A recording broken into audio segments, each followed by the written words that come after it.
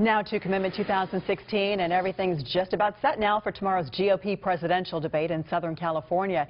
It's taking place tomorrow afternoon at the Reagan Presidential Library in Simi Valley. We have political analysts Kevin Eckery and Kevin Riggs in our studio tonight. We want to start in Simi Valley with KCRA 3's Galston Dart. Well, Kelly, Edie, I just talked to library officials, and they say everything is ready to go for round two of this Republican presidential debate. Take a look. I want to show you something. They say they have never seen this in the 4 debates they've conducted out here. They've never had any media camping out the night before like they have here right now. They're expected a lot more media tomorrow as well. So things are very busy here, and they are prepared for this debate. So that's a look at the outside. I want to take you inside the debate hall. Very interesting here. This is the debate space. In a word, dramatic. Crews built up a stage so you can see Air Force One in the background with the candidates in front. There are 11 podiums, and the spacing is tight, about 18 inches apart, so they are in there. The seating is also intimate, only about 500. Compare that to the thousands who were at the last debate in Cleveland. One pundit likened this close setting to a brutal, uncomfortable family dinner, which Kelly and Edie, I hope you've never had to experience that, but we may experience something tomorrow with all of those candidates so close together.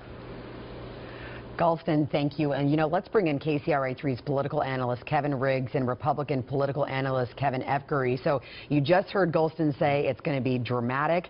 What are you guys expecting for tomorrow night? Kevin Eckery, let's start with you. Yeah, cues tonight are going to be a little hard.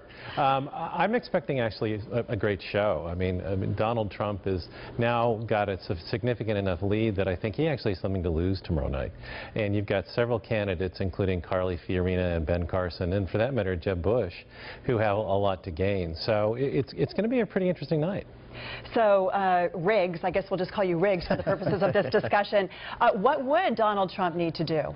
Well, I'd like to say that Donald Trump should be more statesmanlike and talk about policy, but that's not been his forte up until this point. And really, his tendency to really be bombastic and to really go after other candidates with insults has not caused him to pay a price in terms of the polls. He's still topping the polls both here in California and nationwide. So I expect that Trump will be more of the same tomorrow night, talking about why he is the best candidate.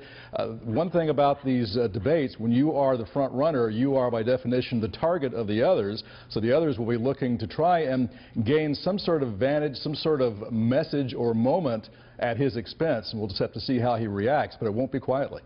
Earlier tonight at Galston, I know you talked a lot about the latest poll numbers and the fact that Carly Fiorina really going down. So do you have a question for Kevin or Kevin tonight in respects to that?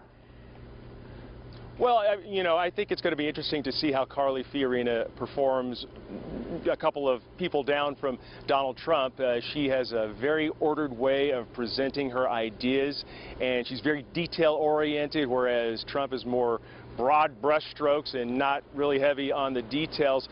But regarding what he said, allegedly, in that Rolling Stone interview about making fun of her appearance, do you think it would be politically a good idea for Fiorina to throw that in Trump's face? I don't think she's going to have to, because I think that every analyst in the country is going to throw it in Trump's face for her. And Trump offers her just a terrific foil. So I think that you're right. Her numbers have slipped a little bit, but by that same token, I think that she stands much to gain from the comparison, not just with Donald Trump, but by being the only woman on the stage. And it's going to be a fun night for her.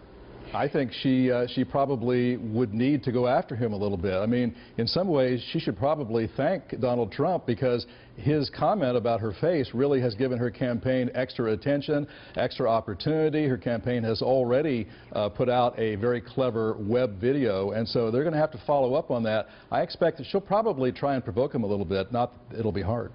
Well, we can't wait to see what's going to happen. We know there's going to be fireworks. We'll be watching Galston and David Beaniquil there, Kevin and Kevin as well. So we'll get more analysis from all you guys tomorrow night. Thank you so much for being here tonight. Thanks a lot. See you tomorrow. All right, Galston, we'll see you soon.